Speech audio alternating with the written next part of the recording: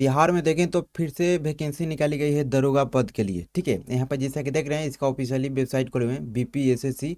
इसका officially website पे जैसे ही चलेंगे और यहाँ पे देखिए प्रोहिबिशन, यहाँ पे क्लिक करेंगे। ठीक है, इस पर जैसे क्लिक करेंगे तो आपका इस प्रकार से देखें तो 22 जनवरी की डेट में ये जो विज्ञापन आपको जारी किया गया है। ठीक है, जो कि एसआई पद के यहाँ पे रहने वाला है, यानी सब इंस्पेक्टर पद के लिए यहाँ पे रहने वाला है। इस पर जैसे ही क्लिक करेंगे तो इसका देखें तो विज्ञापन आपको डाउनलोड होगा। ठीक है, जो कि हम विज्ञापन यहाँ पे डाउनलोड कर चुके हैं। यहाँ पर देखें तो इसका जो अप्लाई का प्रक्रिया है, यानी जो अप्लाई कब से कब तक लिया जाएगा, तो 27 जनवरी से लेकर 27 फरवरी तक इसमें आवेदन लिया जाएगा। यहाँ पर देखें तो पद का नाम देखने को मिलेगा सब इंस्पेक्टर प्रोविजन डिपार्टमेंट की तरफ से निकाला गया है। यहाँ पर देखिए लेवल 6 में वेतनमान आपको रहने वाला है। और यहाँ पे रिक्तियों की संख्या देखिए ना, तो बहुत आपको कम रहने वाला है। ठीक है, यानी 78 यहाँ पे रहने वाला है, यानी 78 यानी 78 को ही पद आपको रहने वाला है। तो अगर आप लोग एलिजिबल हैं इस पद के लिए तो आप यहाँ अप्लाई कर सकते हैं। ठीक है, सर नीचे चलेंगे और यहाँ पे बात कर लेते हैं इसमें एजुकेशन क्वालिफिकेशन के बारे में, एज लिमिट के बारे में। ठीक है, और थोड़ा सा चयन प्रक्रिया के बारे में बात कर लेंगे। और हमें देखिए आवेदन करने के लिए पता जो बताया है कि आप भारतीय नागरिक होना, यानी किसी भी राज्य से आते हैं तो इसमें आवेदन कर सकते हैं, पुरुष हो या महिला या थर्ड जेंडर। ठीक है, आवेदन कर सकते हैं। ठीक है, यहाँ पे ऑल इंडिया कैंडिडेट अप्लाई कर सकते हैं। इसके बाद यहाँ पे देखिए भारतीयों की शैक्षणिक योग्यता के बारे में बताया गया है कि लिखा गया है कि दिनांक 1/8/25 तक किसी मान्यता प्राप्त विश्वविद्यालय से स्नातक परीक्षा या राज्य सरकार द्वारा मान्यता प्राप्त उसके समकक्ष परीक्षा उत्तीर्ण होना अनिवार्य है। ठीक है, तो यहाँ पर जो बताया है कि आपको 1/8/2025 तक आप किसी मान्यता प्राप्त विश्वविद्यालय से ग्रेजुएशन पास हो जाना चाहिए, जैसा कि यहाँ पे बताया गया है। यहाँ पे एज लिमिट के बारे में बात कर लेते हैं। तो एज लिमिट का जो गणना किया जाएगा 1/8/25 से आपको किया जाएगा, इसके आधार पर किया जाएगा। इसके बाद देखें तो मिनिमम इतना तक आपको, इतना डेट के अकॉर्डिंग यहाँ पे आपको 18 वर्ष तक यानी 20 वर्ष तक हो जाना चाहिए। और न्यूनतम देखें तो 37 वर्ष तक यहाँ पे मांगा गया है समान कैटेगरी को लेकर। ठीक है, पुरुष के लिए। ठीक है, और यहाँ पे नीचे देखें तो और यहाँ पे लिखा है कि 20 वर्ष और अधिकतम 40 वर्ष तक यहाँ पे मांगा गया है। ये आपको महिलाओं के लिए बताया गया है। यानी पुरुष के लिए देखें तो 20 से अधिकतम 37 वर्ष, महिलाओं के लिए 20 से अधिकतम उम्र सीमा जो है ना 40 वर्ष तक मांगा गया है। यहाँ पे जो भी अनारक्षित कैटेगरी में आएंगे। तो कहते हैं पिछड़ा वर्ग, अत्यंत पिछड़ा वर्ग में पुरुष के एवं महिलाओं के लिए न्यूनतम जो है 20 वर्ष मांगा गया है, अधिकतम 40 वर्ष तक यहाँ पे रखा गया है। वही देखें तो अनुसूचित जाति अनुसूचित जनजाति पुरुष एवं महिलाओं के लिए न्यूनतम 20 वर्ष के से और यहाँ पे अधिकतम 42 वर्ष तक यहाँ पे मांगा गया है। उसका लिखा है कि बिहार के वैसे सरकारी सेवकों को उच्चतर वेतनमान की सेवा संवर्ग में जाने के लिए प्रतियोगिता परीक्षा में भाग लेने हेतु अधिकतम आयु सीमा में 5 वर्ष की छूट दी जाएगी, जिन्हों नियमित सेवा में न्यूनतम 3 वर्ष की अवधि पूरी कर ली हो। ठीक है, ये आपको बताया गया है।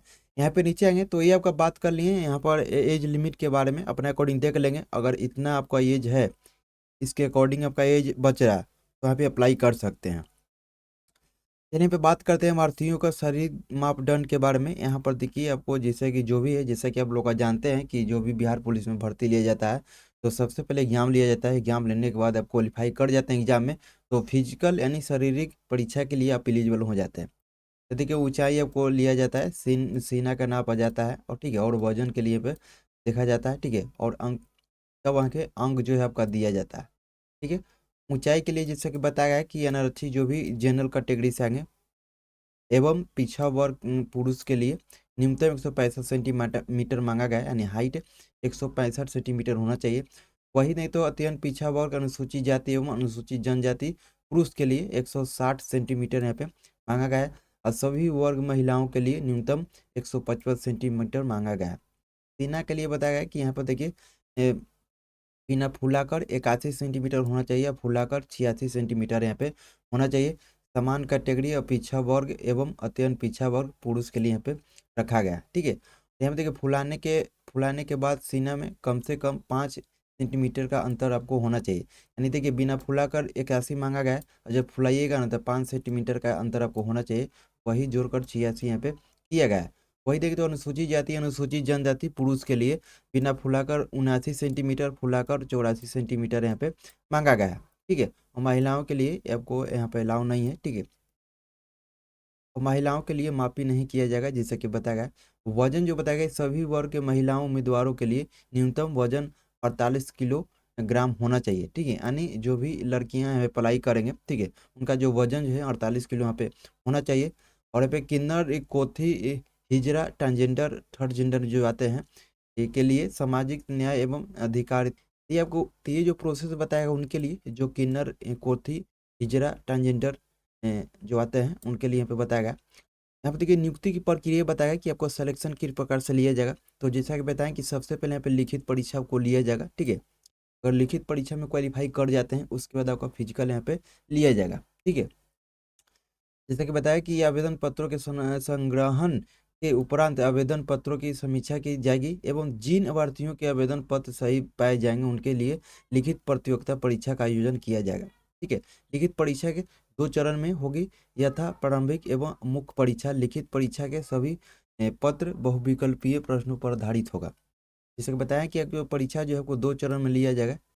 प्रथम चरण में देखें तो प्रारंभिक परीक्षा लिया जाएगा, और वही देखें तो नीचे आपको तृतीय चरण में मुख्य परीक्षा आपको लिया जाएगा, ठीक है। ये आपको बताया गया।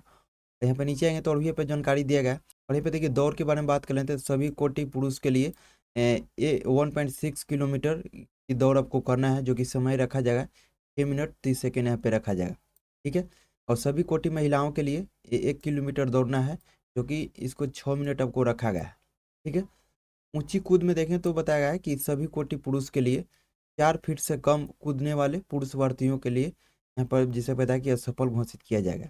और सभी कोटि महिलाओं के लिए 3 फीट से कम कूदने वाली महिलाओं के यहाँ पर लिखा कि असफल घोषित कर दिया जाएगा। ये अपना देख लेंगे। ये आपको देखें तो ऊंची कूद हो गया और नीचे आपको लंबी कूद बताया गया। लंबी कूद में देखें तो पुरुष के लिए 12 फीट से कम कूदने वाले पुरुष अभ्यर्थियों को असफल घोषित किया जाएगा। और वही देखें तो महिलाओं के लिए 9 फीट से कम कूद करने वाले लड़कियों के लिए यहाँ पर असफल घोषित किया जाएगा, जैसे कि बताया गया है। तो अपना देख लेंगे। यहाँ पे गोला फेंक के लिए बताया गया है कि सभी कोटि पुरुष के लिए 16 पाउंड का गोला न्यूनतम 16 फीट फेंकना होगा, ठीक है। और 16 फीट से कम फेंकने वाले पुरुष अभ्यर्थियों को असफल घोषित किया जाएगा। यहाँ पे देखिए महिलाओं के लिए बताया गया कि 12 पाउंड का गोला को फेंकना है, 10 फीट फेंकना होगा, ठीक है। अगर 10 फीट से कम फेंकते हैं तो यहाँ पे असफल घोषित कर दिया जाएगा, जैसे कि बताया गया। वही देखें तो किन्नर, कोथी, जेंडर, वही देखें तो किन्नर, कोथी, हिजरा, ट्रांसजेंडर, थर्ड जेंडर के लिए यहाँ पे बताया गया। तो ये आपका हमें नोटिफिकेशन में सभी जानकारी दे दिया जाता है। अब यहाँ पे अप्लाई करने से पहले सभी जानकारी यहाँ पे चेकआउट कर लेंगे, ठीक है। उसके बाद यहाँ पे देखें तो कोटि व रिक्तियों की संख्या बताया गया है। इस कोटि में यानी किस कैटेगरी में कितना पदों की संख्या आपको रहने वाला है, अपना अकॉर्डिंग देख लेंगे अब किस कैटेगरी से आते हैं। यहाँ पर देखिए सूची जाति में यहाँ पर एक ही रखा गया है, ठीक है। सबसे ज़्यादा अनारक्षित कैटेगरी में रहने वाला है, ठीक है। उसके बाद आपको दूसरा नंबर पर देखें तो आर्थिक रूप से कमजोर वर्ग के लिए यहाँ पे रखा गया है, ठीक है। उसके बाद पे नीचे चलेंगे तो और भी पर आरक्षण से संबंधित यहाँ पर बताया गया। तो अपना कोई इस नोटिफिकेशन को डाउनलोड करके चेकआउट कर लेंगे, ठीक है। और बाकी इसका जैसे लिंक एक्टिव होता है तो आप यहाँ पे अप्लाई कर लेंगे। कटअप के बारे में बताया गया, नियुक्ति पर अधिकार के बारे में बताया गया, चिकित्सा जांच चरित एवं पूर्ववृत्त सत्यापन के बारे में बताया गया। यानी यहाँ पर देखिए अब अब देखिए ऑनलाइन आवेदन की प्रक्रिया बताया गया। तो जैसे यदि आपको ये जो वेबसाइट देख रहे हैं इसी वेबसाइट पे जाके अप्लाई करना होगा, जो कि जैसे कि बताएं कि यहाँ पर भी अप्लाई करने का लिंक देखने को मिल जाएगा, ठीक है। जैसे इसका लिंक एक्टिव होगा तो 27 जनवरी से इसका स्टार्ट किया गया। और इसमें तो आवेदन शुल्क है, जैसे कि पता है कि बिहार में कोई फॉर्म निकलता है तो 100 रुपया ही देना है, उससे ज़्यादा नहीं देना है, ठीक है। तो 100 रुपया का पेमेंट करना है फॉर्म भरते वक्त, ठीक है।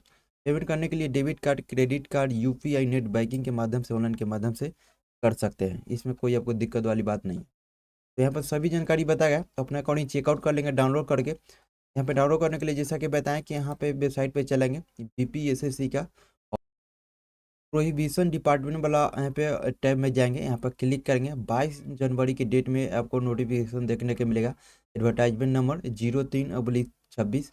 इस पर क्लिक करेंगे, आपका नोटिफिकेशन डाउनलोड होगा। डाउनलोड करके अपना अकाउंट चेकआउट कर सकते हैं। बाकी सबसे पहले अपडेट पाना चाहते हैं तो आप टेलीग्राम से ज्वाइन हो जाइए। टेलीग्राम का लिंक है वीडियो के डिस्क्रिप्शन में देखने को मिलेगा, वहाँ से क्लिक करके टेलीग्राम में ज्वाइन कर सकते हैं, क्योंकि सबसे पहले अपडेट वहाँ पे मिलते रहती है। तो अगर आप लोग भी इस पद के लिए एलिजिबल हैं तो आप 27 जनवरी से अप्लाई कर सकते हैं। चलिए इस वीडियो तक ही मिलते हैं फिर किसी नए वीडियो के साथ।